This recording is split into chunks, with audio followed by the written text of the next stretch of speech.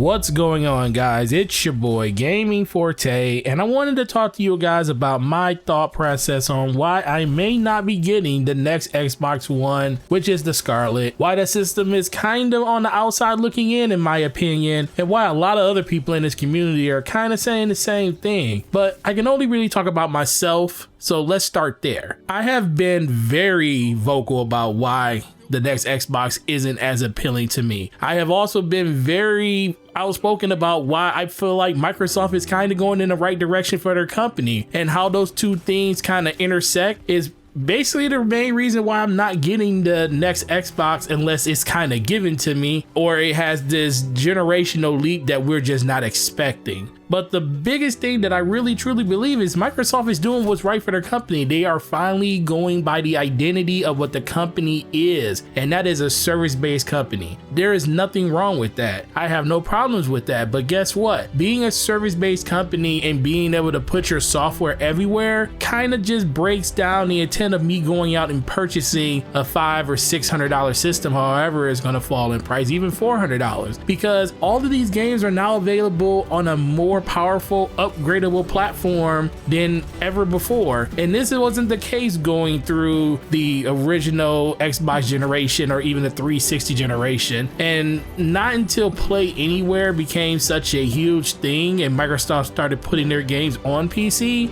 has this even become an issue. And even then, it really didn't make me want to say I'm playing PC exclusively only, because it was only a few titles here, a few titles there. And then on top of that, you had to go through the Windows Store, which was a pain in the butt sometimes. So it was a lot of barriers to entry to jumping over to the PC. Even if you had a really good PC, it kind of made you still think about, man, I'm gonna play on Xbox. Plus all my friends are over there, you know, even though they did upgrade it so you can actually go onto the Xbox app and still jump in parties, which I did sometimes. And you would still have issues like talking to your friends because it would drop you out of parties or you just couldn't talk to them in general. There was a lot of different things that Microsoft needed to work out to actually make this a more viable plan. Now let's fast forward this to the last 2 months. It is incredible the amount of effort Microsoft has put into making a PC platform a lot better. Now, Windows Store is still trash, we understand that, but the fact that they have the game bar and they have the new Game Pass app on your Xbox and you can download the game straight through that and you can just play them ambiguously right there through the app on your system is a much better experience. Microsoft said, we're not going to even deal with the Windows Store no more. We're going to give gamers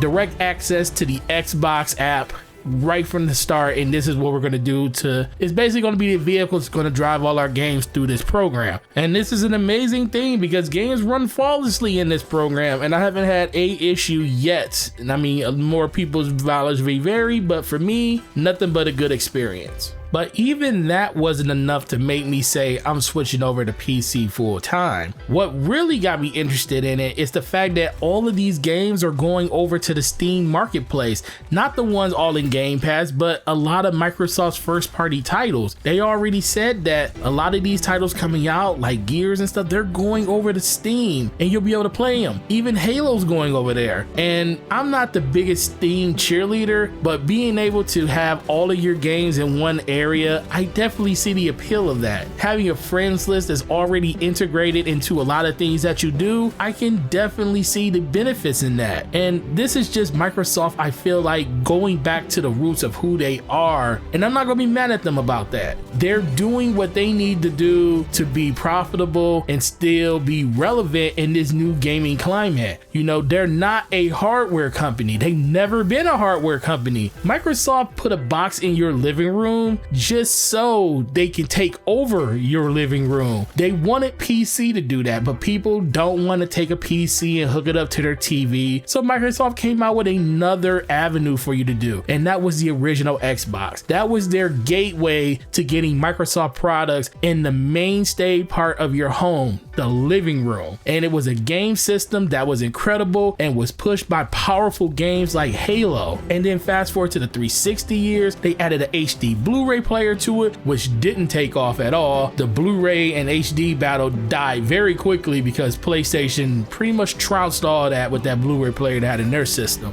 And Microsoft was slow to adapt the later on in that generation with just bringing more games to the platform. They pretty much went on cruise control for the last 2 to 3 years of the Xbox 360 because they wanted to ramp up for the Xbox One with all the titles that was going to be coming out at launch. And looking back at it, the amount of time that Microsoft took between 360 and Xbox One bringing games out, they could have did such a better job with the games lineup that they bring out for the Xbox One, because 360 was barren. Let me tell you, after Judgment dropped, it was pretty ridiculous. The amount of games that were coming out on the system, they were all Kinect games. Rare was like Rare hasn't been Rare in a long time, but Rare was pretty much just bringing out Kinect games, and the Kinect was the worst thing that ever happened to Microsoft at that point, because they sold 10 million of them real quick, and they thought that people wanted that. And man, let me tell you, people did not want that. They thought they wanted it. Seemed like a good idea, but it was a fad. And Microsoft fell hook, line, and sinker for the fad, and they designed their whole new system around that.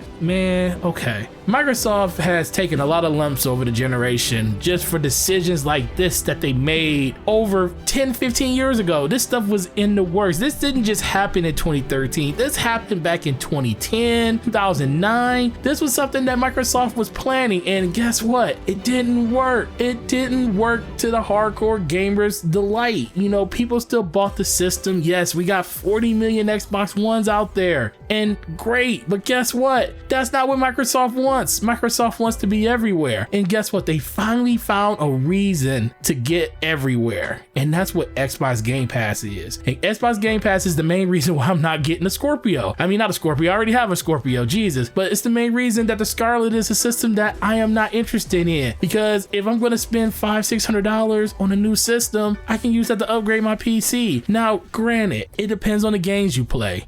Destiny being my #1 game played, I can play that on PC, and I can still go back and forth and play with my console friends, because guess what? The Xbox One X is still a viable system. I don't even think they got all of the juice out of that one yet. So the fact that that system is still in my arsenal, I can sit back and see what the next generation holds for Microsoft. I don't have to jump in head first day one. Now, this can all change. It all depends on what this next system does. If it's something revolutionary, then you never know. Things happen, things change, people change their mind all the time. But as of right now, I don't have to buy an Xbox Scarlett. It's no reason to, because I have an Xbox One X, and this system is still pretty viable to me. And that little bit of money that the next system's gonna cost can go to upgrading something that I would get even more pleasure out of, which is bringing more content to you guys on YouTube, and basically making a better PC experience, or just gaming experience in general for all the Xbox games that I can play on it. So that's just me. But for everybody else, I'm starting to think that everybody else is finally starting to see the writing on the wall. People out here defending Microsoft for all of these years for the things that they were doing, saying that they were ride or die with the Xbox platform. And guess what? They finally got to the point where they feel like Microsoft isn't in it for them anymore. Guess what? Microsoft has never been in it for you.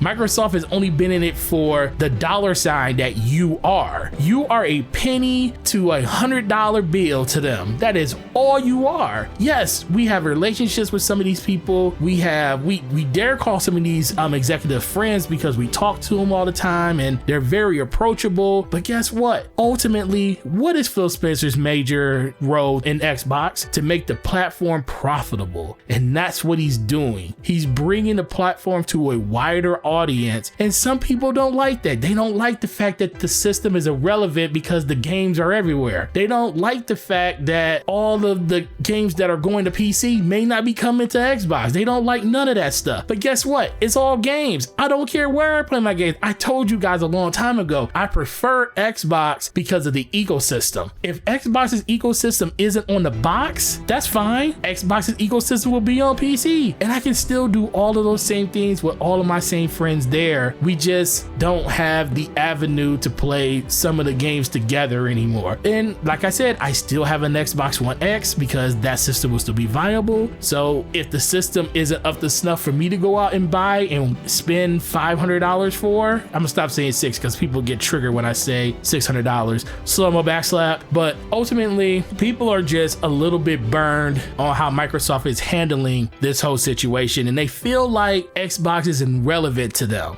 And man, let me tell you something. Xbox isn't irrelevant. The box is kind of irrelevant. The box has been irrelevant. Microsoft they just been fine tuning and tinkering with a way to make it so they don't have to bring out a box. What they're saying about the next Xbox and we're always going to have a hardware platform, that's all marketing speak, because as soon as it becomes available for them to have the same experience on a digital platform where you can just stream the game and it's pretty much no latency and it's the norm, then the box will disappear altogether. But as of right now, Microsoft needs the box because the people want the box, and until the box is overperformed by something like a streaming service, you'll always get the box. But don't expect Microsoft to put all of their efforts into that box. It's going to be all into their services. And guess what? Don't be mad at Microsoft, because that's the company they always been. They always been a software company masquerading as a hardware company. And Sony has always been a hardware maker. The only difference is Sony has companies and they have developers that are really good at making good software. And that's where Microsoft has really hit the wall. If they're not making it, then who's going to make it for them? Every major IP they ever had has been either bought or picked up on after the acquisition of the company. They really haven't fostered something from the beginning, except for Forza. Forza is something that they fostered from the very beginning. But Halo bought it. Gears bought it. Fable they actually built. They built Fable, but where's Fable now? I mean, we know it's coming again, but where has it been this whole generation? No one knows. That's all I really have to say about this, man. I just want people to understand that this is what Microsoft wants to do, and I'm not gonna sit here and say that I'm mad at them for doing it, because guess what? I'm still getting what I want to get out of it, which is games to play on a platform that I can still play on. And if I don't have to buy them on an Xbox to do it, I won't, but I'll still enjoy those games no matter what, because either on PC or Xbox One X, I will always have an option. And like we always said, guys, Microsoft's all about options now. So you can't turn your back and say, man, Microsoft's killing me. No, the option's there. Just do with it as you wish. It's your boy Gaming Forte, and I'm gonna see you guys in the next video. Thanks for watching. Peace.